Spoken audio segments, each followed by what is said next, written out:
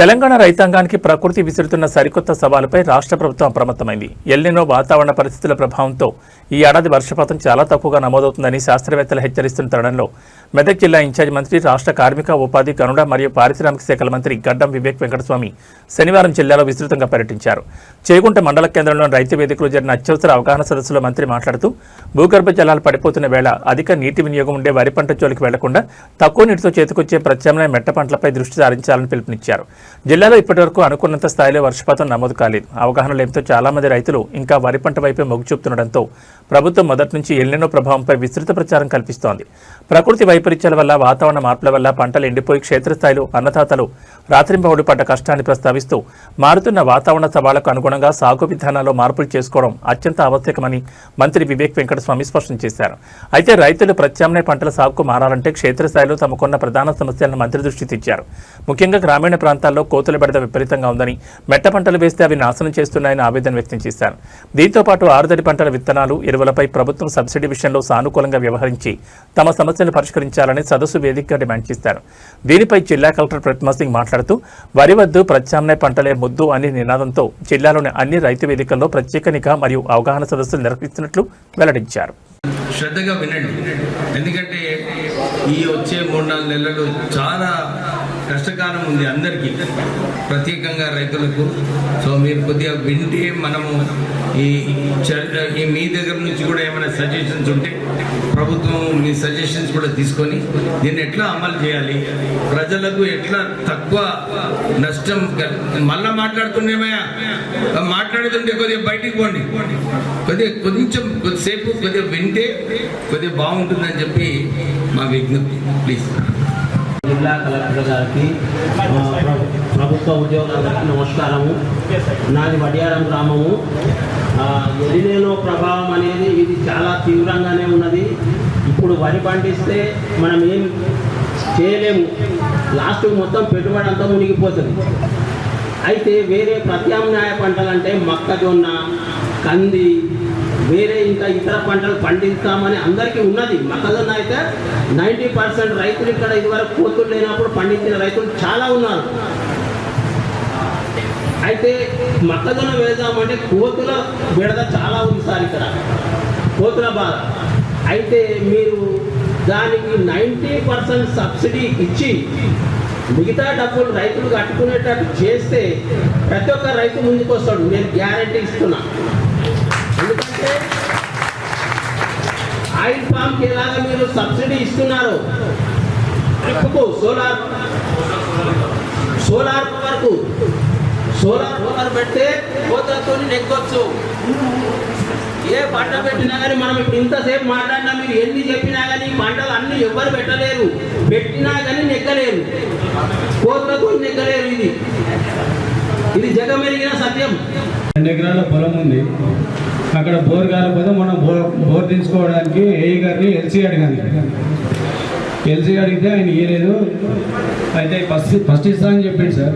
First ఇస్తా అని చెప్పిన తర్వాత సరే నేను మళ్ళీ చేసిన, నువ్వు ఊరికే చేస్తున్నావు అని చెప్పేసి నా ఇంట్లో కరెంట్ వేకేసాడు సార్. అన్న ఇన్ఛార్జ్ గారికి, సీనియర్ కూడా ఫోన్ చేసి చెప్తే ఏఈ గారితో కూడా అన్న మాట్లాడినా కూడా ఇంతవరకు కూడా నాకు కరెంట్ వేయలేదు సార్. నేను ఇందిరమ్మ ఇల్లు కట్టుకున్నా సార్. ఇప్పుడు అక్కడ ఇందిరమ్మ ఇంట్లో కూడా కరెంట్ కట్ చేయించు. 2 నెలల నుంచి నేను ఇప్పుడు చికెన్లోనే పనుకుంటున్నాను. నా పేరు రాజు, నంగిరెడ్డిపల్లి, వీరనగర్. ఆయిల్ పామ్ పంట ఏంటంటే మనకు ఒక ఎకరం వరి పంట నీళ్లతోని ఒక 3 ఎకరాల ఆయిల్ పామ్ పంట సాగు చేయవచ్చు. ఎందుకంటే నా అనుభవపూర్వకంగా చెప్తున్నా, నేను ఇప్పుడు 5 ఎకరాలు నాది నడుస్తున్నది. అయితే అది ఒక ఇద్దరు చూసుకున్నా సరే, ఒకరు కూడా చూసుకోవచ్చు. ఒక పని పెండింగ్ పడితే ఒక వారం రోజుల తర్వాత కూడా చేసుకోవచ్చు దాని పని వరుస. ఎందుకంటే దానికి 90% సబ్సిడీ వస్తున్నది మనకి డ్రిప్ ఇరిగేషన్. మరియు చెట్లు కూడా, మొక్కలు 20 రూపాయలకు ఒక మొక్క, 100 రూపాయలు సబ్సిడీ ఇస్తున్నారు. అది దాని ద్వారా మనము 10 మీటర్ల కొట్టి పెట్టుకుంటే అందులో వరి కూడా నాటేసుకోవచ్చు మళ్ళా అంతర్ పంటగా. అయితే మేము 9 మీటర్లు పెట్టినాము, కొన్ని 10 మీటర్లు పెట్టినాము వరి నాటేసే మట్లల్లా. అయితే అంతర్ పంటగా మునిగ వేసినాము మేము, ఫస్ట్ క్లాస్ దిగుబడి వచ్చింది. మేము కొంత పలుగు ఉంటే పలుగు లోపల కూడా ఈ ఆయిల్ ఫామ్ చెట్లు అంత అదగదం పొక్క తీసి అందులో వేరే మట్టి పోసి పెడితే బ్రహ్మాండంగా లేస్తున్నాయి. దయచేసి ప్రతి ఒక్క రైతు మంచి జర నీరు నిల్వనటువంటి జాగాలు ఉంటే ఆయిల్ ఫామ్ పెట్టుకోగలరని నేను మనస్ఫూర్తిగా చెప్తున్నాను. మీరు కావాలంటే వచ్చి వడియారంలో నాది చూడగలరు. చూసి మీరు దాని గురించి మీరు అవగాహన చేసుకొని ఆయిల్ ఫామ్ని ఎక్కువ ఇంప్రూవ్ చేయండి.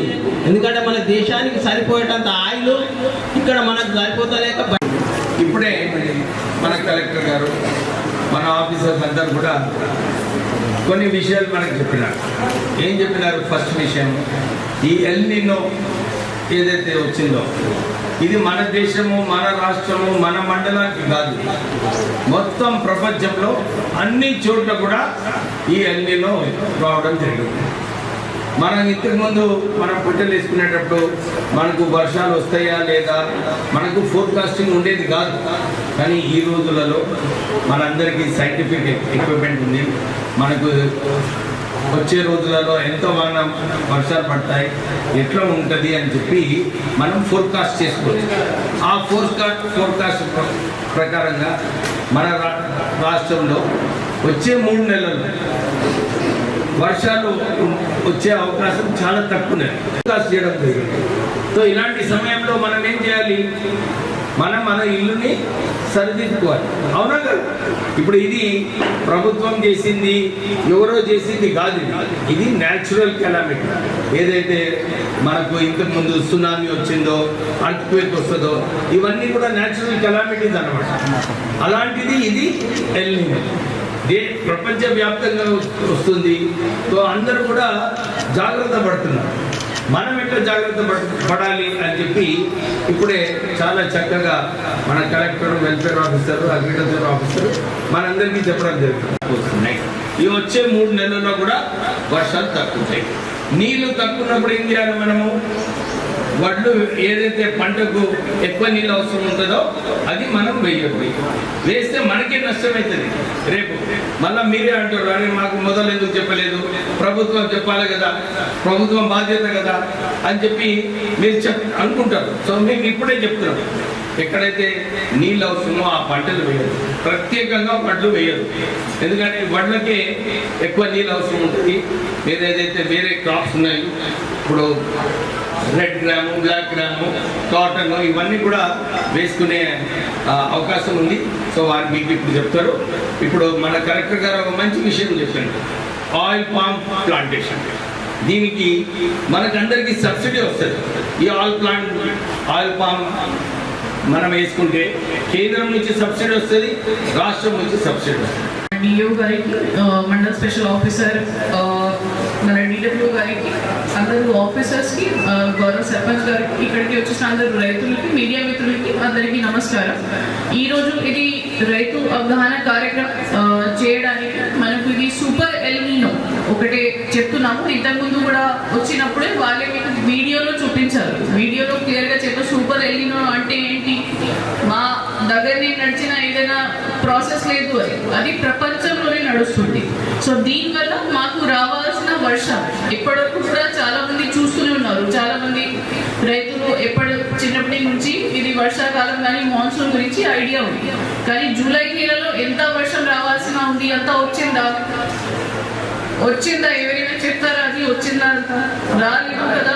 సో మరి సేమ్ మనకి ఆగస్ట్ నెలలో కూడా ఇదే పరిస్థితి ఉంటుంది, మరి సెప్టెంబర్లో కూడా ఇదే ఉంటుంది. సో దానికి మనకు ఇన్ఫర్మేషన్ ఆల్రెడీ వచ్చింది. కాబట్టి ఈరోజు మీతో మాట్లాడుతున్నాం మా రైతులకి ఇప్పుడే మీరు వరి పంట చేస్తే కానీ ఏదైనా ఇట్లాంటి పంట చేస్తే ఎక్కడైనా ఎక్కువ నీళ్ళు అవసరం ఉంది.